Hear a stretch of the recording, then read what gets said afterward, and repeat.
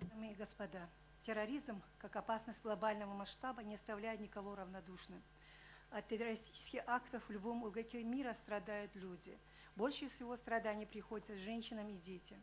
Именно за мужей и сыновей членов террористических экстремистских групп им приходится пройти через муки, наказания, миграцию и быть заложниками.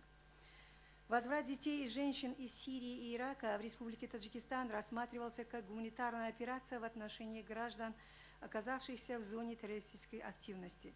Таджикистан вернул из иракских тюрем 84 детей. К сожалению, группа молодых ребят, присоединившихся к террористическим радикальным группам, были завербованы, находясь в трудовой миграции или через социальные сети. Их привлечение проводится пропагандой якобы джихада во имя ислама, затрагиваются уязвимые ценности человека, вера. Сегодня она имеет другую окраску – борьба за справедливость. Мы, женщины Таджикистана, были свидетелями исламского фанатизма, который привела к трагедии.